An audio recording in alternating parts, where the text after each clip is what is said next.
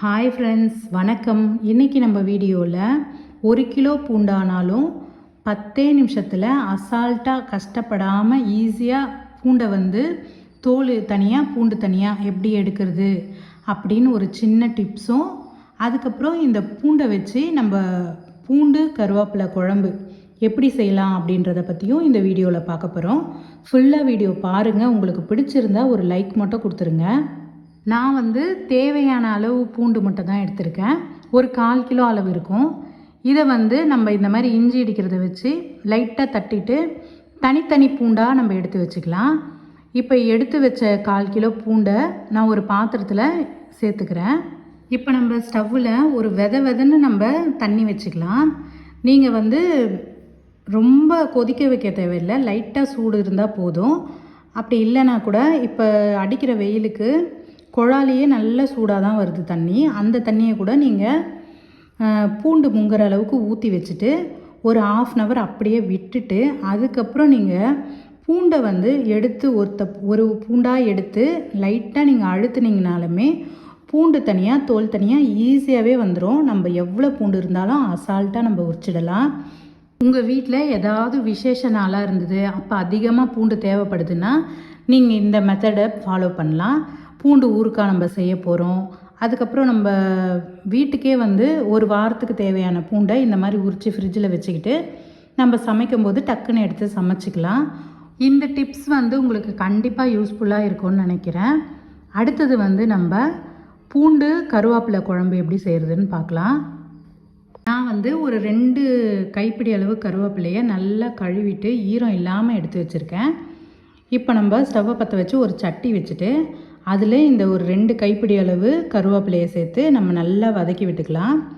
எண்ணெய்லாம் எதுவும் ஊற்றாமல் வெறும் சட்டியில் நம்ம நல்லா வதக்கிக்கலாம்.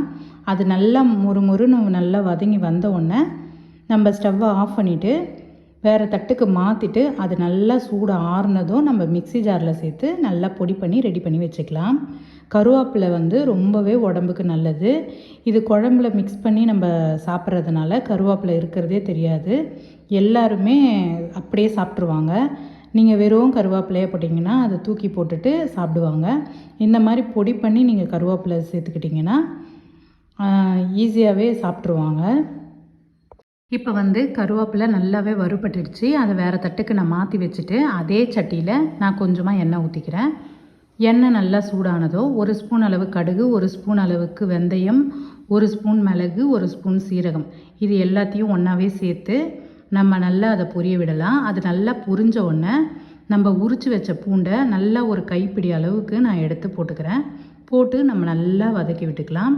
இந்த பூண்டு குழம்பு நீங்கள் செஞ்சு வச்சுக்கிட்டிங்கன்னா ஃப்ரிட்ஜில் வச்சிங்கன்னா 15 நாள் வரைக்கும் கெட்டு போகாமல் இருக்கும். வெளியே வச்சிங்கன்னா ஒரு 5 நாள் வரைக்கும் சூப்பராக இருக்கும். ஆனால் வெளியே வச்சிங்கன்னா நீங்கள் தினமும் சூடு பண்ணி வைக்கணும்.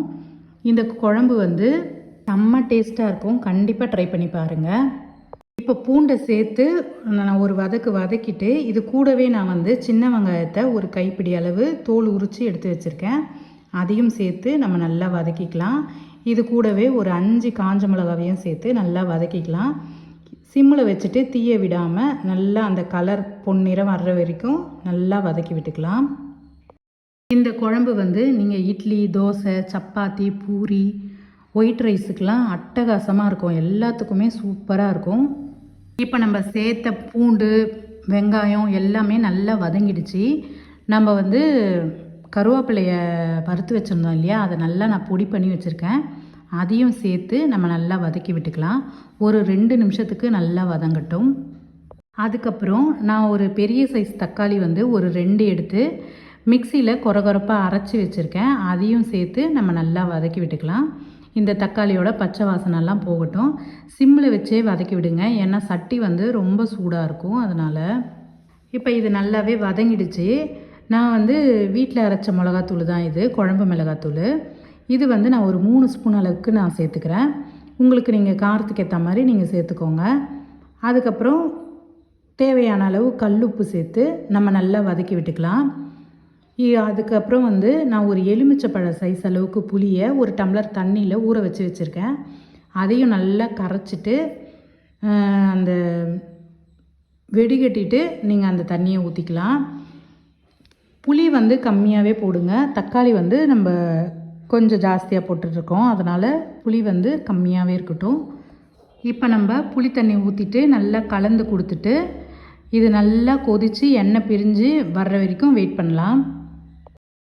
இந்த மாதிரி நீங்கள் ரெடி பண்ணி வச்சுக்கிட்டிங்கன்னா நம்ம குழம்பு செய்யாத டைமில் ஒரு அர்ஜென்ட்டுக்கு நம்ம ஒரு ஸ்பூன் அளவு சுட சுட சாதத்தில் போட்டு சாப்பிட்டிங்கன்னா தேனாட்டம் அவ்வளோ ஒரு ருசியாகவும் அட்டகாசமாகவும் இருக்கும்.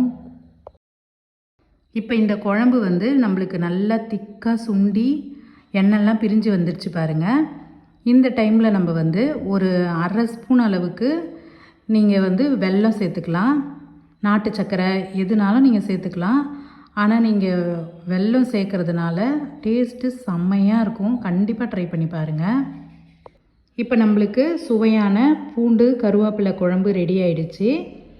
இந்த வீடியோ கண்டிப்பாக உங்களுக்கு பிடிச்சிருக்கும்னு நினைக்கிறேன். அடுத்த ஒரு நல்ல வீடியோவில் பார்க்கலாம்.